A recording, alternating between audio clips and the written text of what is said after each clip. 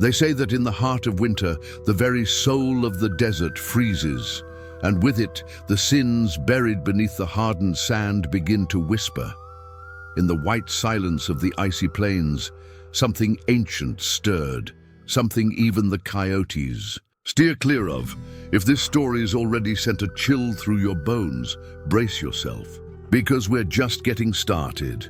Drop a like, subscribe to the channel, and let us know in the comments which town or ranch you're watching this Old West legend from. The blizzard hit 3 months early, and it wasn't just cold, it was wrong. The old-timers in Tombstone called it an omen, but nobody listens to old men in a crowded saloon. Not until the first caravan vanished on the northern trail, no sign of bandits, no tracks, nothing. Butch Cassidy rode back into town like a ghost, coated in ice, beard thick, eyes hollow from sleepless nights. He hadn't touched a drink in days, just kept muttering, it wasn't a beast, wasn't a man. He carried one thing with him, a necklace made of bones, too small to belong to any horse. The sheriff's office tried to hush it up, claiming it was a bear or a sick wolf. But the carcasses of the oxen Butch dragged back told a different story. No animal in the world could strip a bull's hide without leaving a mark on the leather. Butch wouldn't talk to anyone. He'd sit by the barbershop door, hat low, eyes fixed north, waiting, sniffing the air. On the third night, the church bell tolled without a breeze. On the fourth, the crows abandoned the steeple. On the fifth, the blacksmith's boy was found standing in the middle of the frozen river. His eyes, they were white. That's when Butch stood up, loaded his bandolier, saddled his horse, and spat into the snow. If it's a legend he wants, he's gonna get one. He didn't say where he was headed, but everyone knew. North, to the icy forests no one dared cross after sundown. And in his wake, only deep tracks and the smell of damp gunpowder. The sky hung heavy as lead. The clouds, low and still, seemed pinned by invisible hooks. The trees, black skeletons against the endless white, bent in the wind as if fearing something beyond the cold. Butch rode in silence. His horse snorted, sensing what men ignored. It wasn't just the temperature that bit, it was something else. Like time itself was wrong. The frozen hands of reality spun backward. With every mile, the landscape swallowed more sound. No birds, no wolves, no snap of dry twigs, just the creak of leather and the jingle of spurs. Cassidy wasn't chasing gold or revenge. He was after answers, and maybe, if luck was on his side, a reckoning with something that didn't even have a name. In his saddlebag, he carried his old rifle, 2 knives, matches, and a flask of whiskey he hadn't touched. Tucked inside his coat, folded carefully, was the blood-stained diary of old Father Coleman, found near the last vanished caravan. The words, scrawled in haste, trembled on the torn page. It's not a creature. It's a curse. It takes the face of those who starve. Feeding on fear is its nature. If you hear its name, run. But the name was smudged. All that remained was a fragment. Digo. At the crossroads by the old abandoned fort, Butch dismounted. Something called to him there. Strange marks on the ground, like dragged claws, but too widely spaced to belong to any ordinary beast. The silence was so thick you could hear your own blood pounding, then a trail. Dried blood on the ice, as if something wounded or hunting had passed through. But the drops didn't lead into the forest. They circled. Butch tightened his grip on his holster, eyes narrowed. This wasn't a trail, it was a trap. But he didn't turn back. Never was one to retreat. Not when the thing that killed his companions still breathed somewhere among the trees. He knew, if he followed this path to its end, he'd either come back with the legend's head or become part of it. The forest closed. In like a hungry maw, every step deeper was a pact, every shadow a promise he wouldn't leave whole. The wind stopped blowing, the snow stopped falling, and time froze alongside Butch's heart. The trees were marked, deep gashes in their trunks, as if iron claws had carved warnings in a forgotten tongue. Farther on, the old scout camp appeared, torn canvas, pots still hanging, but no people. None. Not alive, not dead, but the smell.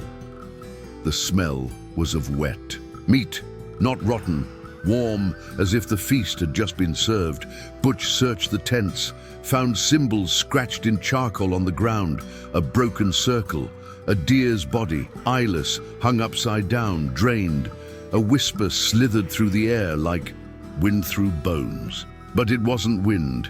Cassidy. Butch froze. The voice was low, but it didn't come from outside. It came from within, inside his mind. A call that oozed like oil, familiar, almost human. The creature hadn't shown itself yet, but it was. Already fighting, toying with his head. His memories. Butch blinked and saw his old partner Sundance sitting by the fire. "Too late, partner," he said, smiling with empty eyes. Butch drew his gun. Sundance vanished in an instant. Just smoke. The Wendigo didn't use strength. It used memories, voices, faces. It was the cold that thought, the void that walked, and now it wanted Cassidy. Night fell like a hammer, and with it eyes appeared in the brush. Tall, too tall, 3 pairs, fixed, burning like soaked embers. Butch fired. The blast shattered the silence and echoed far, but the thing didn't scream. It only retreated and smiled. A grin too wide, torn ear to ear. 2 steps later it was gone, as if it had never been there, but it left something behind. A holster, with Butch's brother's initials carved into the leather. A brother he'd buried 10 years ago in dry soil. The Wendigo knew the game now, and Cassidy understood. Killing the monster wouldn't be enough. He'd have to survive himself. The cold lost its bite. It no longer burned the skin, it gnawed at the soul. Cassidy climbed the slick slope of Raven's Gulch, where the priest had written the diary's final line. The full moon tore through the clouds like a knife, making everything too white, revealing bones half buried in the snow. Human bones, old bones. At the hill's crest was a clearing, in the center a dead tree. No leaves, no color, but alive. In the wrong way. The bark breathed, the trunk pulsed, and on the highest branch, strung up. With iron wire, Sheriff Douglas' body swayed, eyeless, mouth sewn shut. Cassidy approached without haste. There was nowhere to run, no one to pray to. The Wendigo didn't bother with ceremony. It emerged from the fog like a cursed memory, tall as 2 men. A skeletal deer's body, covered in patchy fur and dried mud.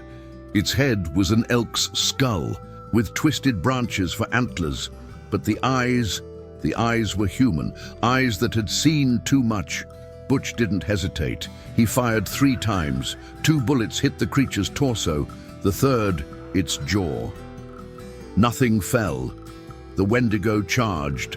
Cassidy rolled beneath it, drove his knife into its belly, and saw there was no flesh. Just emptiness, a black void. A scream formed, not in the air, but in his mind. And he felt the ground vanish. He was in the desert. He was home. He was watching his father die of fever again. He was burying Sundance. He was alone. But then he remembered. The sound of rain in Wyoming, the taste of dust after a heist, his sister's laugh, what made him human. He snapped back to the clearing, eyes blazing. He pulled the whiskey flask, poured it over the creature's body, struck a match with his teeth. Burn. In hell, cursed legend. He tossed the flame. The Wendigo howled. The fire flared blue, then green, then vanished as if it had never been. All that remained was the tree, now dry and ordinary. Butch fell to his knees, breathed, smirked. Maybe he hadn't won, but he hadn't died either. When the sun finally rose, it seemed lost in the sky, weak and yellowed, as if doubting its own light. Butch descended the gulch with slow steps. His horse was still there, trembling but alive. He mounted without a word. Behind him nothing remained but trampled snow and silence. No body, no blood, just tracks that started and ended nowhere. Slowly, the cold became normal again. The winds returned, The birds reappeared and the forest stopped whispering. Cassidy rode into Tombstone at dusk. The town froze. Men tipped their hats, women locked their windows. Children hid behind skirts. But Butch wasn't after glory. He didn't want applause. He left the priest's diary on the saloon counter and walked away without looking back. No one else disappeared after that. The snow returned on schedule. The tree in the clearing was burned by hunters years later. They said it didn't catch fire easily. It took 3 days to turn to ash. As for Butch, some say he vanished into the mountains. Others claim he was seen riding through Mexico, younger than he ought to be. And there are those who swear that on the coldest nights, when the fog blankets the valley and the dogs howl for no reason, a lone man rides by with the look of someone who faced hell and came back with silence in his eyes. Is it him? No one knows, and maybe it's better that way. If you enjoyed this chilling Old West legend, drop a like, subscribe to the channel, and let us know in the comments. Which other legend or gunslinger do you want to see next? Until the next ride, and beware what calls to you in the wind.